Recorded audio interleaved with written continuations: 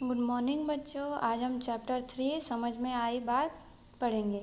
इस चैप्टर में हमें क्या बताया गया है? अपने फ़ायदे के लिए किसी का भी प्रयोग नहीं करना चाहिए, मतलब अपने फ़ायदे के लिए दूसरों का इस्तेमाल नहीं करना चाहिए। जापान देश में हेनरी नामक एक धनी व्यक्ति रहता था। किस देश में? जापान देश में हेनरी नामक एक व्यक्ति रहता था। कौन था वो? बहुत धनी व्यक्ति था। क्या था वो? बहुत धनी व्यक्ति था। उसके पास एक शानदार अरबी घोड़ा था। उसके पास क्या था? उसके पास एक अरबी घोड़ा था, शानदार, बहुत सुंदर और अच्छा दौड़ने वाला एक अरबी घोड़ा था। हेनरी उसकी देखभाल करता था। हेनरी उसका खुद देखभाल उसका अच्छे से करता था। उसने अपने बगीचे में घोड़े के लिए छोटा सा घर बना रखा था। जो उसका एक बहुत बड़ा बगीचा था, उसमें एक घर बना रखा था उस अरबी घोड़े के लिए। अपने बगीचे में एक छोटा सा घर बना रखा था। घोड़े भी बड़े लगन से अपने मालिक की सेवा करता था। जो घोड़ा भी था वो भी अपने मालिक का बहुत अच्छे से सेवा करता था। धीरे धीरे घोड़ा बूढ़ा हो चला था। धीरे धीरे क्या होता है? सब बूढ़े होते हैं, तो घोड़ा भी बूढ़ा हो चला था। वो भी बूढ़ा होने लगा था।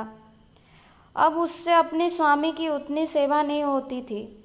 जब जब जब कोई जवान होता है तो वो जैसे सेवा कर सकता है, कोई भी काम कर सकता है, तो बूढ़ा लोग काम कर सकते हैं क्या? नहीं कर सकते।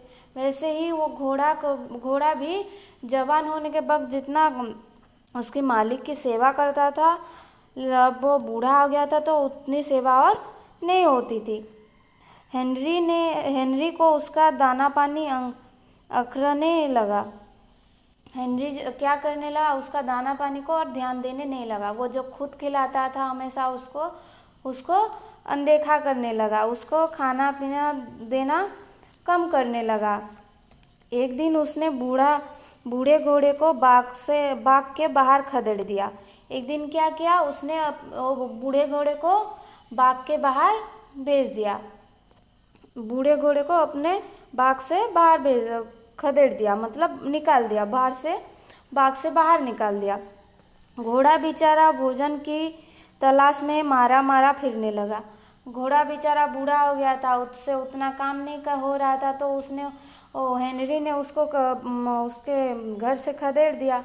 तो वो क्या करने लगा? भूख के मारे इधर उधर मारा घूमने लगा। उसे जो भी घास फूस सड़ी गली सब्जी मिल जाती वह उन्हें खाकर पेट भर लेता।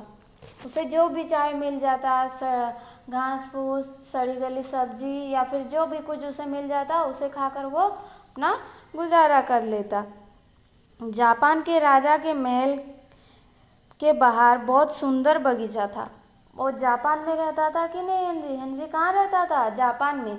उसके महल के बाहर एक बहुत सुंदर बगीचा था। वो जापान के महाराज के महल के बाहर एक बहुत सुंदर बगीचा था।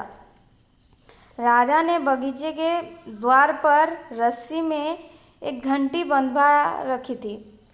राजा क्या कर रहा था? वो बगीचे के बाहर ही बगीचे के द्वार पर एक रस्सी में घंटी बंधवा कर रखा था। जिस व्यक्ति को राजा से सहायता की आवश्यक होती वह रस्सी खींचकर घंटी बजा देता। जिस किसी को भी अगर कोई भी सहायता ज़रूरत होती, क्या कोई उसका कुछ मदद करने के लिए राजा के पास चले जाते, तो वो क्या करते? तो वो घंटी बजाते, उस घंटी को बजाते। घंटी की आवाज़ सुनकर राजा उस व्यक्ति को अपने सामने बुलवाता। घंटी के जब आवाज़ सुनता तो राजा क्या करता? जिसने भी घंटी बजाया होगा उसको अपने सामने बुलाता, उसकी फरियाद सुनता और उसके सहायता का प्रबंध करता। उसकी फरियाद सुनता, उसको क्या मदद चाहिए, क्या करना चाहिए, उसका सब सुनता, क्या हुआ है उसके साथ, और उसके जो भी हो सके मदद उसका प्रबंध करता, जितना भी उससे हो सके उसका प्रबंध करता। एक दिन राजा महल के बाहर निकला तो नज़र रस्सी पर पड़ी। एक दिन क्या हुआ, राजा अपने महल के बाहर वो बगीचे में निकला तो वो क्या देखा, वो घंटी की रस्सी को देखा। बारिश और धूप के कारण रस्सी गल सड़ गई थी। बारिश और धूप के कारण क्या हो गया था, रस्सी जो है खराब हो गया था, सड़ गल गया था। राजा ने पहरेदार से कहा, देखो यह रस्सी गल गई है।